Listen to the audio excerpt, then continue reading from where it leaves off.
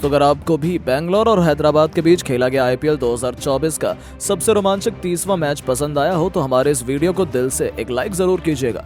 दोस्तों, आईपीएल 2024 अपने सबसे रोमांचक मोड़ पर पहुंच चुका है। एक बार फिर आईपीएल के 30वें और सबसे खतरनाक मैच के लिए आईपीएल इतिहास की दो बड़ी टीमें हैदराबाद के सामने थी। विराट कोहली की royal Challengers Bangalore Chinnaswamy cricket stadium में होम टीम बेंगलोर जीत की पटरी पर वापस आना चाहती थी और अंक तालिका में अपने नंबर 10 पोजीशन में भी काफी हद तक सुधार करना भी उनका लक्ष्य था। लेकिन हैदराबाद की क्रिकेट टीम कुछ ऐसा कर जाएगी, इसका अंदाजा तो शायद कोहली क्या उनके किसी भी फैन को नहीं था। सबसे पहले टॉस की बात करें तो इस मुकाबले में जब सिक्का उछाला गया तब टॉस के बॉस बने बेंगलोर के कप्तान फाफ डु प्लेसिस और उन्होंने टॉस जीतकर पहले हैदराबाद को बल्लेबाजी करने का न्योता दिया और ये उनके लिए अपने पैरों पर कुल्हाड़ी मारने के समान साबित हुआ। ऑरेंज आर्मी हैदराबाद के लिए रनों की बरसात करने के इरादे से उनके दो खौफनाक खिलाड़ी अभिषेक शर्मा के साथ ट्रेविस हेड की जोड़ी मैदान में उतरी थी। बेंगलोर के गेंदबाज अपनी टीम को जल्द से जल्द बड़ी सफलता दिलाना चाहते थे, लेकिन यह केवल उनकी एक गलतफहमी थी जो पहले ओवर से दूर हो गई। दूसरे ओवर में ही टॉपली को बेरहमी से पिटाई करते हुए ट्रेविस हेड ने एक खतरनाक चौका और एक तूफानी छक्का लगाया तो ओवर की आखिरी गेंद को छक्के में डिपॉजिट कर अभिषेक शर्मा ने 2 ओवर में ही अपनी टीम को 27 रनों तक पहुंचा दिया। इन दोनों भूखे शेरों के मुंह में खून लग चुका था और उसके बाद उन्होंने बेंगलोर के गेंदबाजों का ऐसा शिकार किया कि उन्हें तो रहम की भीख मांगने लायक नहीं छोड़ा। 5वां ओवर लेकर आए थे बेंगलोर के एक नई उम्मीद लॉकी फर्ग्यूसन, लेकिन आईपीएल 2024 का उनका ये पहला ओवर इतना भयानक साबित होगा इसका अंदाजा उन्हें नहीं था।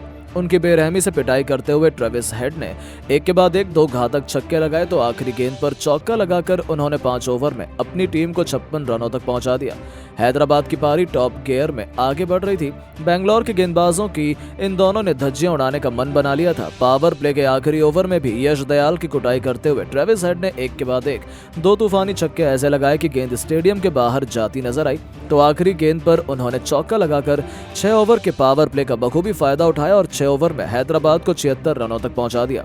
उसके बाद भी उनका तूफान नहीं रुका, वो तो अपना रौद्र रूप अपना कर आए थे। 21 गेंद पर इस खिलाड़ी ने पावर प्ले के भीतर ही अपना अर्धशतक ठोक दिया था जो बेंगलोर फैंस की बोलती बंद करने के लिए काफी था। 8वें ओवर में अभिषेक शर्मा ने पहली ही गेंद पर गेंदबाज का स्वागत छक्के से किया, अपनी टीम को 100 रनों के पार पहुंचा दिया।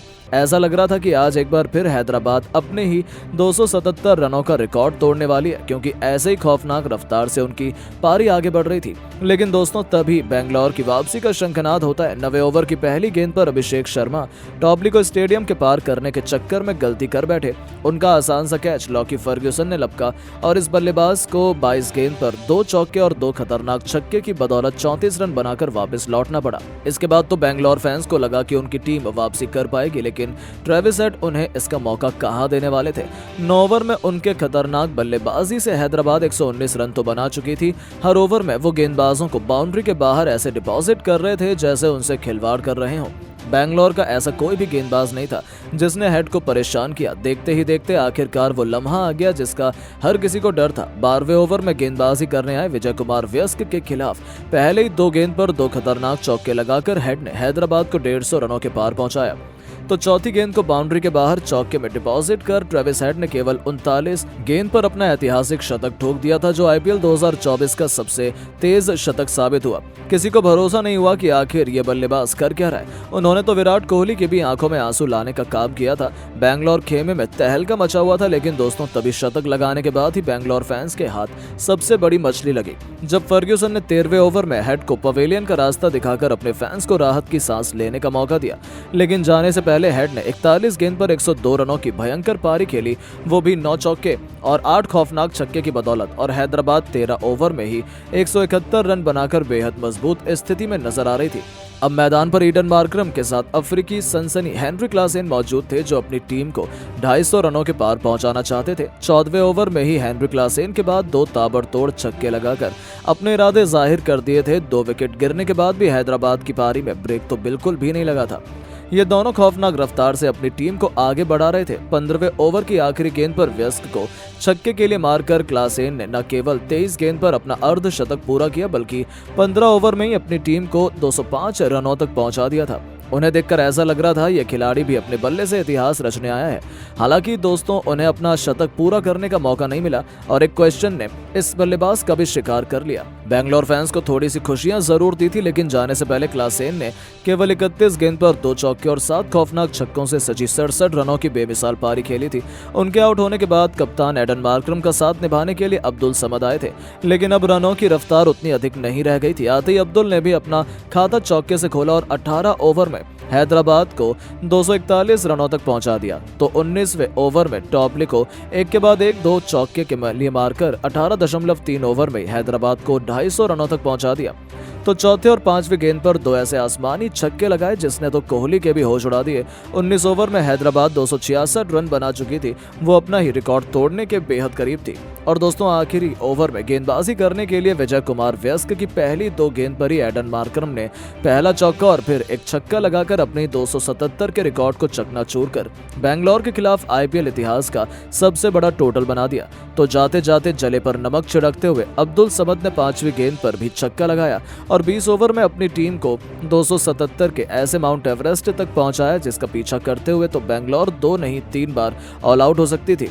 अभी से निश्चित था कि बैंगलोर पूरी तरह से हारने वाली है। बैंगलोर की बर्बादी में अब्दुल समद ने 18 गेंद पर 4 चौके और 3 छक्कों की बदौलत 37 रनों का योगदान दिया। तो एडन मार्करम ने 17 गेंद पर 2 चौके और 2 छक्कों से सजी 32 रनों की बहुमूल्य पारी खेलकर 20 ओवर में अपनी टीम को 287 रनों तक पहुंचाया। अब इस माउंट एवरेस्ट को चढ़ने की जिम्मेदारी विराट कोहली के साथ फाफ डु प्लेसिस के कंधों पर थी। हालांकि उनसे उम्मीद किसी ने नहीं की थी कि वो ये लक्ष्य चेस कर पाएंगे, फिर भी अब उनके सामने केवल अपना सम्मान बचाने का आखिरी मौका था। और दोस्तों बैंगलोर के लिए पारी की शुरुआत करने आए कोहली और डु प्लेसी ने तो अपने बल्ले से गदर मचाना शुरू कर दिया। पहले ओवर में डु प्लेसी और कोहली ने अभिषेक शर्मा को आड़े हाथों लेते हुए एक के बाद एक 2 जबरदस्त चौके लगाए। तो दूसरे ओवर में भुवनेश्वर की पिटाई करते हुए कोहली ने एक चौका और एक जबरदस्त छक्का लगाया। तीसरे ओवर में भी डु प्लेसी ने शहबाज अहमद के खिलाफ 2 तूफानी छक्के और एक बेहतरीन चौके से अपनी टीम को 3 ओवर में 39 रनों तक पहुंचा दिया। चौथे ओवर की शुरुआत भी किंग कोहली ने भुवनेश्वर की पहली गेंद पर चौके के लिए डिपॉजिट करके की। उन्होंने अपनी बुझी हुई उम्मीदों को जिंदा जरूर किया था, लेकिन अभी भी जीत का दिया जल नहीं पाया था, क्योंकि रिक्वायर्ड रन रेट के हिसाब से अभी भी बैंगलोर काफी पीछे चल रही थी। 4 ओवर में बैंगलोर ने 56 रन तो बना लिए थे, वहीं दोनों रॉकेट की रफ्तार से हैदराबाद को चुनौती देने की भरपूर कोशिश कर रहे थे। 5वें ओवर में भी किंग कोहली ने नटराजन को पहले चौका तो आखिरी गेंद पर बाउंड्री के बाहर छक्के के लिए डिपॉजिट कर 5 ओवर में 70 रनों तक पहुंचा दिया। हालांकि 6वें ओवर में दोनों खिलाड़ी मिलकर केवल 9 रन बना पाए। 6 ओवर में पावर प्ले में बैंगलोर ने 79 रन बना लिए थे, जो एक कमाल की बात थी। ये दोनों बल्लेबाज अपनी टीम को जीत दिलाने की जद्दोजहद में लगे हुए थे। लेकिन दोस्तों बैंगलोर की कहानी उस समय पलटी जब 7वां ओवर लेकर आए मार्कंडे ने विराट कोहली को क्लीन बोल्ड कर बैंगलोर फैंस की आंखों में आंसू ला दिए। जहां पर इस सबसे बड़े मंच पर सबसे बड़े शूरवीर विराट कोहली 20 गेंद पर 6 चौके और 2 तूफानी छक्कों की बदौलत 42 रन बनाकर वापस लौटे थे। अब मैदान पर बैंगलोर की सबसे बड़ी उम्मीद बिल जैक कदम रख चुके थे। 82 गेंद पर बैंगलोर को जीत के लिए 208 रन चाहिए थे, जो नामुमकिन नहीं था।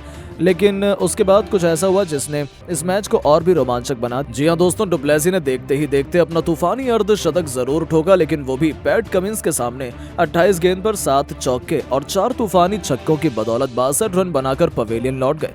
तो उनके आउट होने के बाद तो बैंगलोर का बल्लेबाजी क्रम ताश के पत्तों की तरह बिखर गया। बिल जैक के साथ तो रजत पाटीदार केवल 9 रन बना पाए। यहाँ तक कि सौरभ चौहान को खाता खोलने का मौका तक नहीं मिला। जहां तक कि लॉम्बरर को भी 11 गेंदों पर केवल 19 रनों का योगदान दे पाए। बैंगलोर आसानी से हैदराबाद के सामने घुटने टेक चुका था। ऐसा लगा कि वो 200 रन भी नहीं बना पाएंगे। लेकिन सलाम है दिनेश कार्तिक को, ये बूढ़ा शेर तो कुछ ऐसा कर जाएगा किसने सोचा था। मैदान में उतरते दिनेश कार्तिक ने चौके छक्के का ऐसा तूफान लाया कि अकेले दम पर ही पैट कमिंस की हैदराबाद के पसीने छुड़ा दिए। पहले महिपाल लॉम्बरर के साथ मिलकर 50 रनों से अधिक की साझेदारी को अंजाम दिया।